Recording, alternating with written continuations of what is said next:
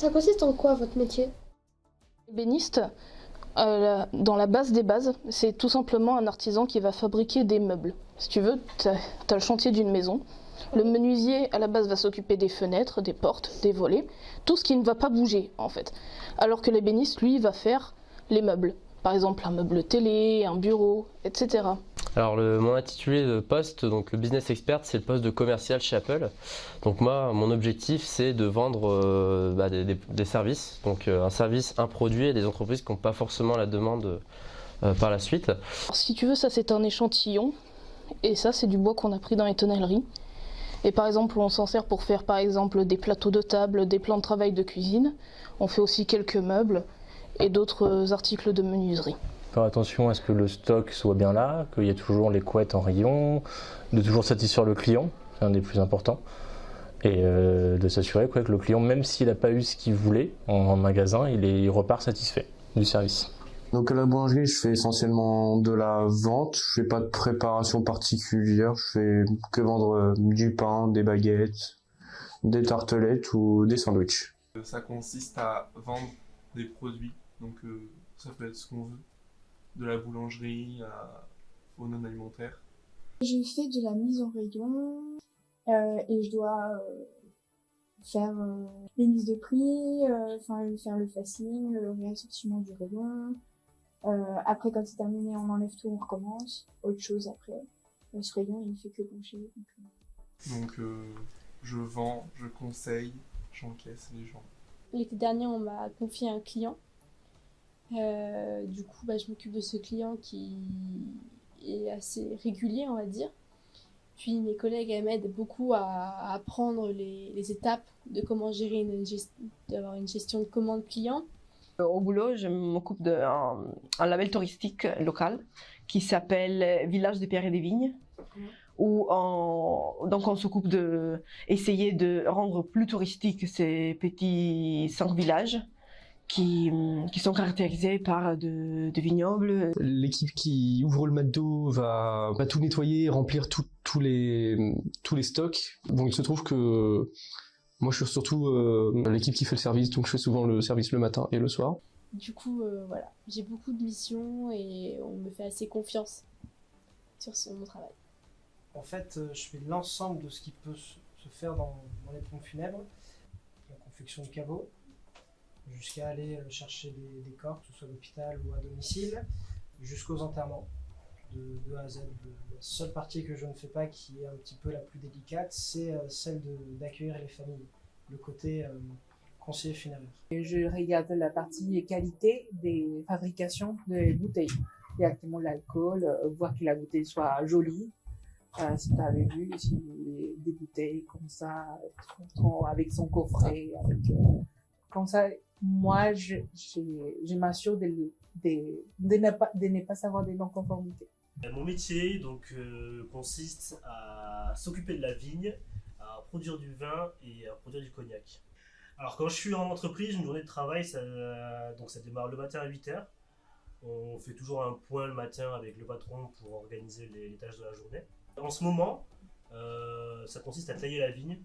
Donc, on prépare la vigne à la future récolte de l'année qui suit. On apprend tout ce qui est gestion de l'entreprise, la comptabilité, des choses comme ça, de la gestion financière. Et pour le côté plutôt commerce, ça va être tout ce qui est le démarchage avec les prospects, etc. Enfin voilà, ce genre de choses, c'est très vaste.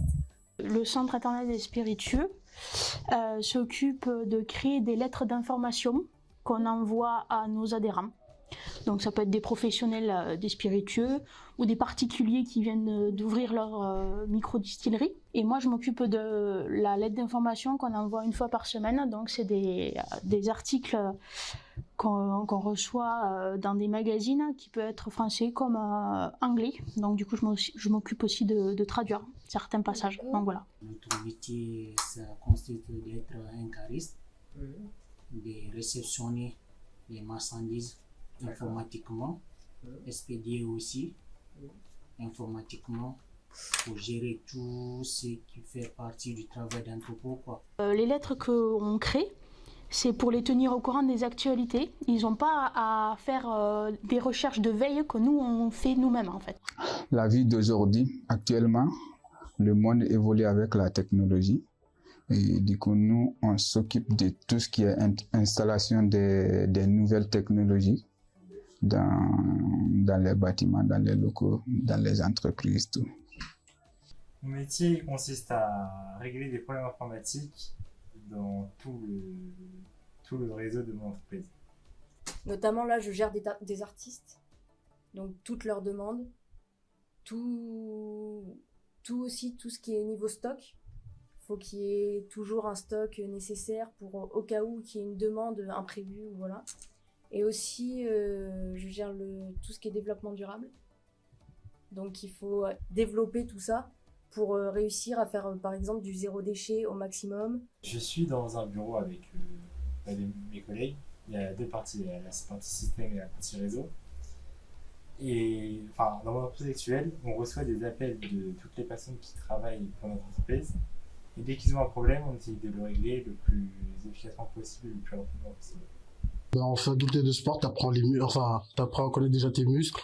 Mais en fait, le staff, la plupart des gens ils vont vous dire qu'on fait que du sport. Sauf que c'est faux. C'est faux. On fait beaucoup de matières scientifiques. Si vous n'avez pas fait un bac scientifique, c'est quand même très très compliqué. Ce qui est mon cas actuellement, c'est que vu que je viens d'un bac comptabilité, c'est pas du tout dans la même branche. Du coup, t'as les SVT, t'as physiologie, psychologie, anatomie.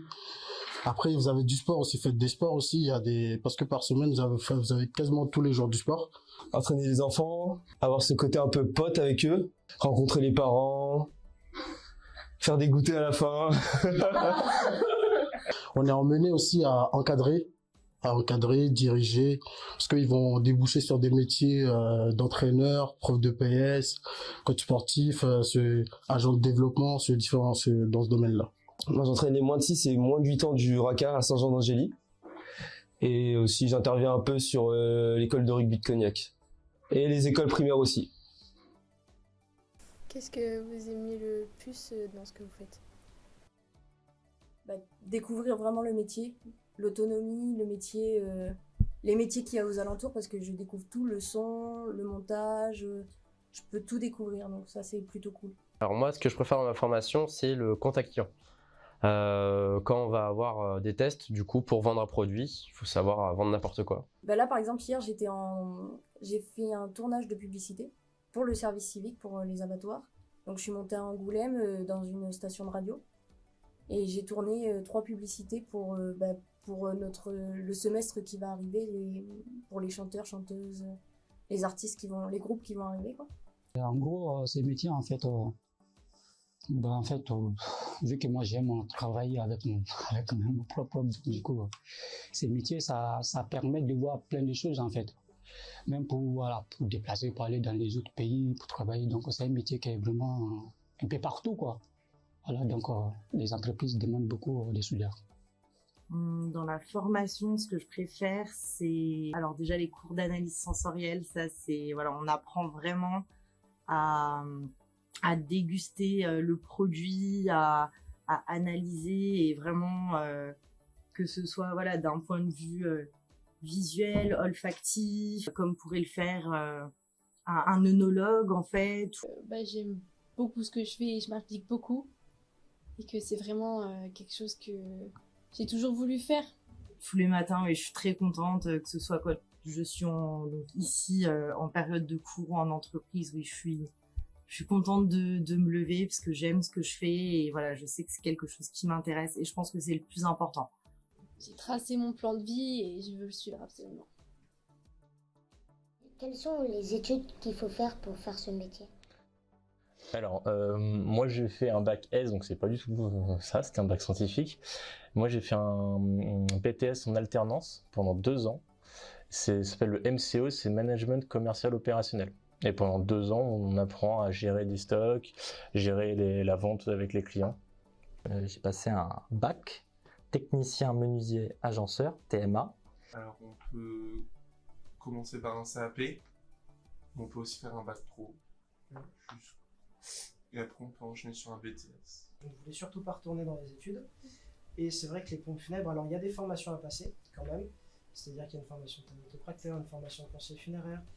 Là actuellement, je passe un CAP maçonnerie pour tout ce qui est la partie marmorerie. Puis ensuite, je vais passer sur d'autres parties. Mais il faut des formations, mais c'est moins... c'est pas des formations qui demandent d'avoir bac plus 2, 3, 4. J'ai fait la formation de TP, entrepôt, en titre pro. Ouais. J'ai maintenant validé. J'attends maintenant une embauche chez la recherche. La seule étude que j'ai, c'est le CAP, du coup, et toutes les autres, ça va être que des formations professionnelles entreprises. J'ai fait des études dans le commerce. J'ai eu plusieurs métiers qui n'ont aucun rapport avec le commerce, mais du coup, j'ai fait une reconversion encore. Bah, je viens du Mexique. J'ai étudié l'ingénierie chimiste. C'était un de mes buts de venir en France. J'ai fini mes études ici, comme dans la spécialité de agro-biosanté, agroalimentaire, biologie, santé. Quand même, pour accéder à la formation que je suis en train de faire, il fallait avoir un BTS tourisme, ou quand même 2 années dans le domaine du tourisme, ou même on était accepté en général des personnes qui avaient simplement un BTS en marketing ou en gestion, management d'entreprise, quelque chose comme ça. Alors, j'ai commencé par un baccalauréat scientifique, donc S. Ensuite, j'ai fait un IMT réseau télécom. Après, j'ai fait un BTS SEO et CSR. Après ça, j'ai fait un bachelor au CESI d'Angoulême. Et là, je suis en master pour finir mes études en tant que c'est manager cybersécurité en système d'information. J'ai fait une formation en électricité. J'ai fait 3 ans de formation. Je fais aucune étude pour être cuisinier. Moi, j'ai fait un bac général. Et je suis parti en fac de psycho l'année dernière. Ça m'a beaucoup plu, j'ai eu mon premier semestre, mais je trouve ça assez stressant, etc. Donc j'ai voulu arrêter avant. J'aurais pu avoir le deuxième et je suis embauché en boulangerie comme préparateur, j'avais pas besoin de SAP ni rien. Puis j'ai eu une offre d'emploi sur la cuisine et j'ai répondu, c'est pour un CDI et on m'a pris. Là, jusque pour l'instant, ça se passe très bien. J'ai fait un bac comptabilité. Ensuite, j'ai enchaîné par un BTS management commercial. Moi, j'ai fait que CAP et soudure. Et j'ai fait demi-stage à la soudure. Bah, j'ai vu que soudure, ça, c'est quelque chose. En fait, je peux mieux m'en sortir dans la soudure qu'autre chose, en fait. Donc, du coup, je continue. Quels sont les avantages de ce que vous faites ? On est très bien payé, même plus que bien payé. On gagne très bien notre vie en tant que commercial quand on est bon vendeur. Je ne sais pas si vous connaissez Tesla. C'est la voiture de fonction chez Apple. Donc on peut avoir une Tesla, on a tous les produits Apple, les derniers cris, on les a tous en matériel de fonction, donc gratuitement.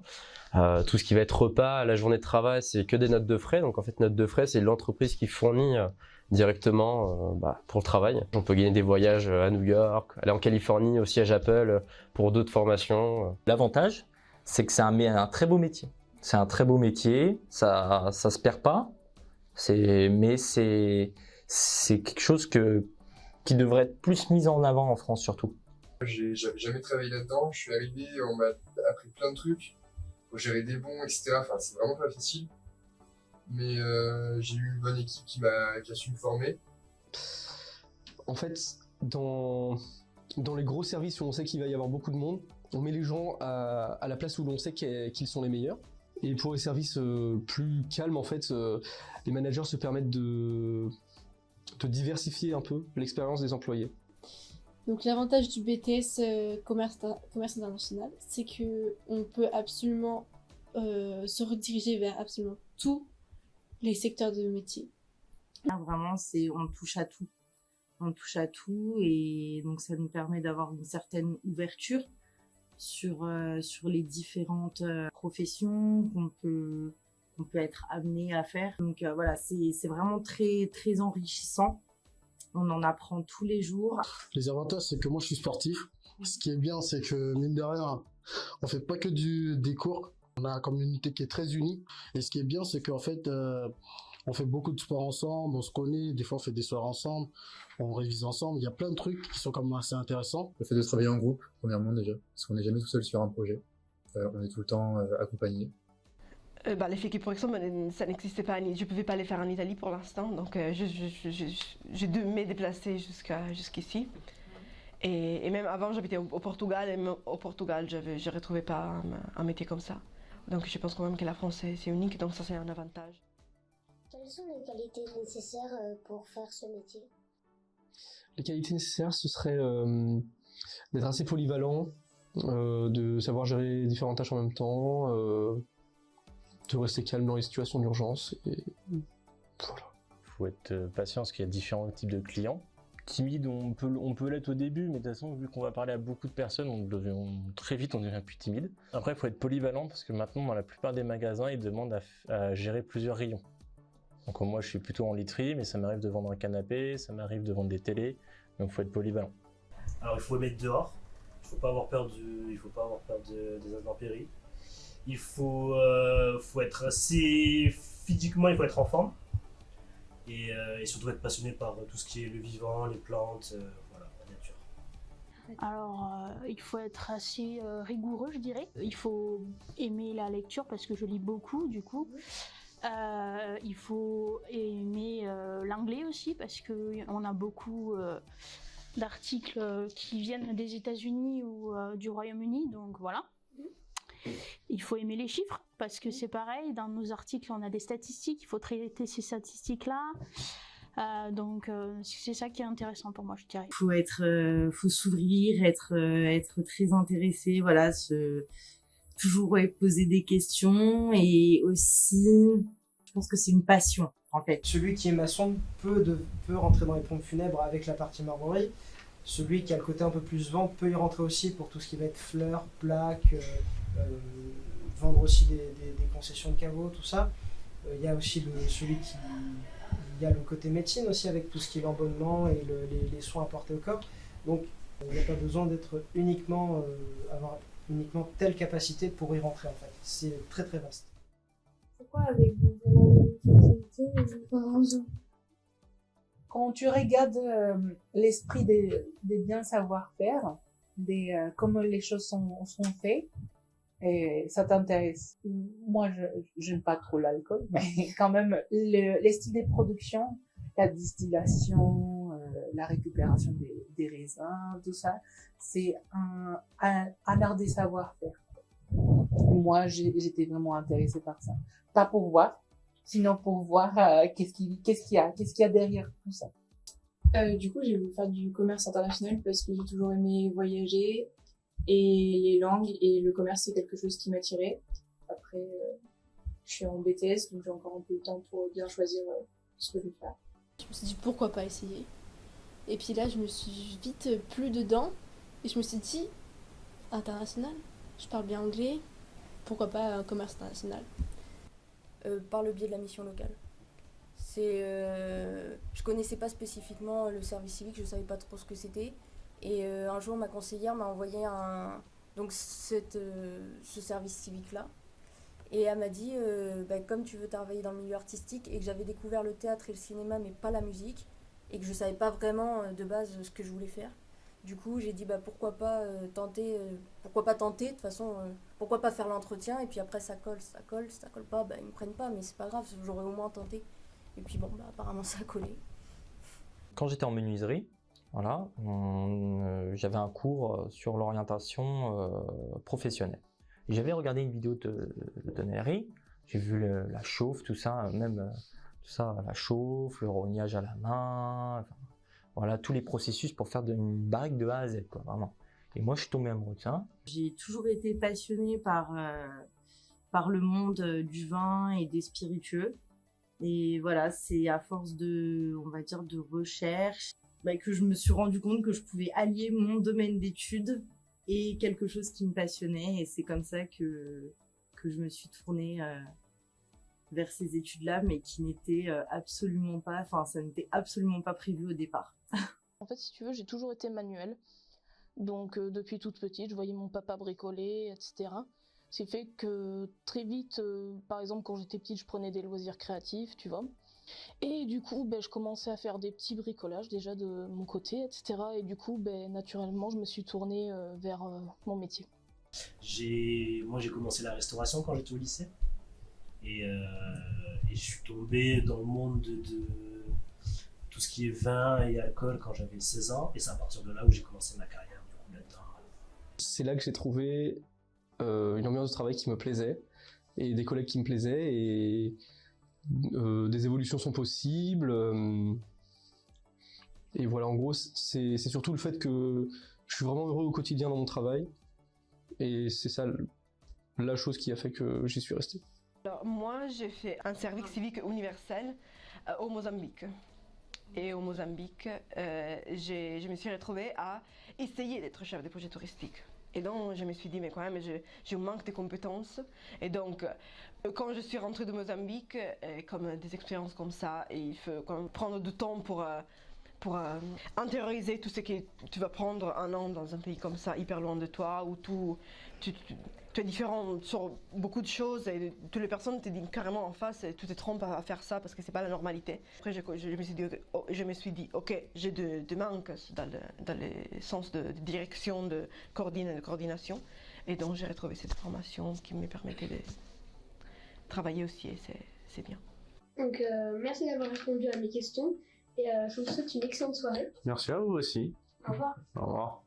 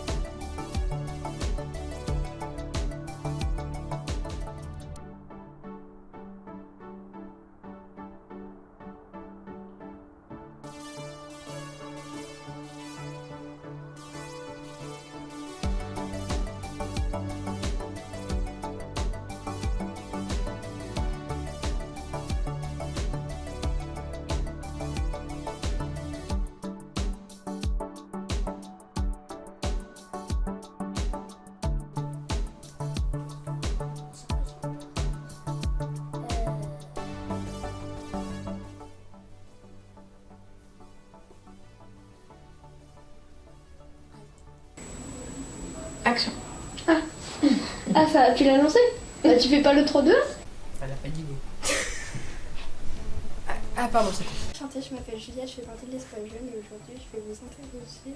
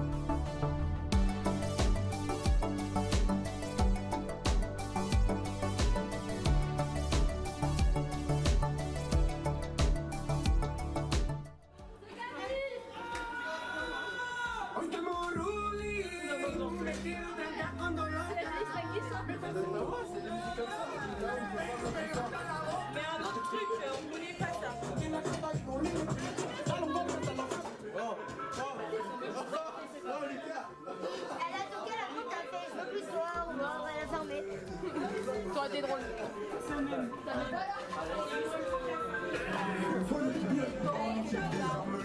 Attention caméra, Ça fait des trucs de wesh des cagoles.